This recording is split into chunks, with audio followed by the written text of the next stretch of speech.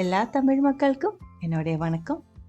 இன்னைக்கு சாதம் கூட பர்ஃபெக்டாக மேட்ச் ஆகிற கடலை புளிங்கறியோட ரெசிபி தான் நம்ம பார்க்க போகிறது.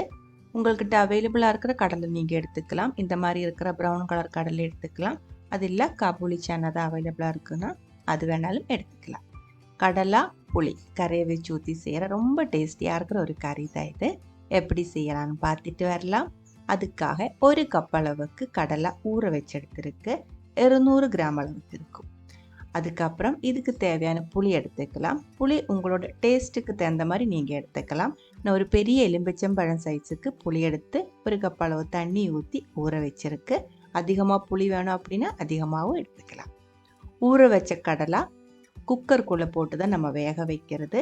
தேவையான அளவுக்கு உப்பு போட்டு 2 கப் அளவு தண்ணி ஊற்றி நல்லா வேக வச்செடுக்கணும். கடலை நல்லா வேகணும். அப்போ தான் இந்த கறிக்கு நல்ல டேஸ்ட்டாக இருக்கும். அதை மட்டும் ஒரு டைம் பார்த்துக்கோங்க. கடலை நல்லா வேக வச்சு மாற்றி வச்சுருக்கு. மண்சட்டியில் தான் நான் கறி செய்கிறது. நீங்கள் எந்த பாத்திரத்தில் வேணாலும் செஞ்சுக்கலாம்.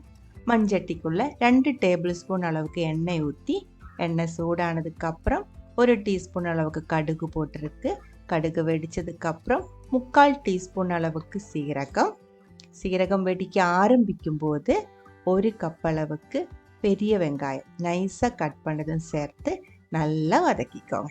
வெங்காயம் ஆயிலில் நல்லா வதக்கி இது தண்ணியெல்லாம் வற்றி இதே மாதிரி ஃப்ரை ஆக ஆரம்பிக்கும் போது 1 தக்காளி கட் பண்ணி சேர்த்துருக்கு. தக்காளி வெங்காயம் நல்லா வதக்கிக்கோங்க. தக்காளி வேகிற வரைக்கும் நம்ம மூடி வச்சுக்கலாம். தீ கம்மி பண்ணி தான் நான் வச்சுருக்கு. நீங்கள் எடுக்கிற பாத்திரத்தோட சூடு பார்த்துட்டு அதுக்கு தகுந்த மாதிரி தீ அட்ஜஸ்ட் பண்ணிக்கோங்க. தக்காளி நல்லா வெந்து இதே மாதிரி மேஷ் ஆகிற அளவுக்கு வேக வைக்கணும். அதுக்கப்புறம் 1/2 டீஸ்பூன் அளவுக்கு மஞ்சத்தூள், 3 டீஸ்பூன் ஃபுல்லாகவே கொத்தமல்லி பவுடர், தனியா பவுடர், கூடவே 2 டீஸ்பூன் ஃபுல்லாகவே உங்களோட காரத்துக்கு தகுந்த மாதிரி வரமிளகாய் பவுடரும் போட்டுக்கலாம். அப்புறமா இந்த மசாலோட பச்சை மணம் போகிற வரைக்கும் வதக்கிக்கோங்க. தீ ரொம்ப கம்மி பண்ணி தான் வச்சுருக்கு. மசாலா எல்லாமே நல்லா வதக்கினதுக்கு அப்புறம் 2-3 பச்சை மிளகாய் கட் பண்ணி சேர்த்துருக்கு. நல்லா ஃப்ரெஷ்ஷாக இருக்கிற மணமாக இருக்கிற கறிவேப்பிலை தாராளமாக சேர்த்துக்கோங்க. அதுக்கப்புறம் நம்ம கரையை வச்சு எடுத்து வச்சிருக்கிற புளியோட தண்ணி இதில் ஊற்றிடலாம்.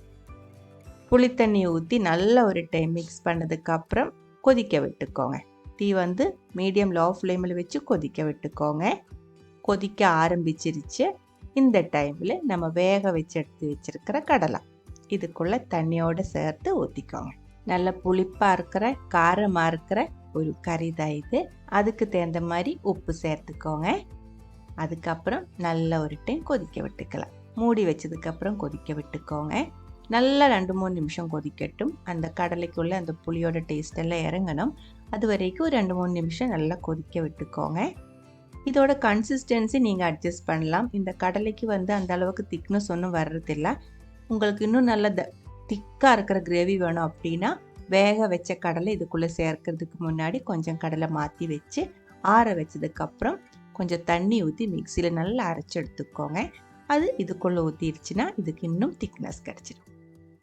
இது ஒரு டிப்பு தான். உங்களுக்கு வேணும் நீங்கள் அப்புறமா எல்லாம் அதே மாதிரி செஞ்சுக்கலாம். இல்லை இருந்தால் இந்த மாதிரி செஞ்சுக்கோங்க.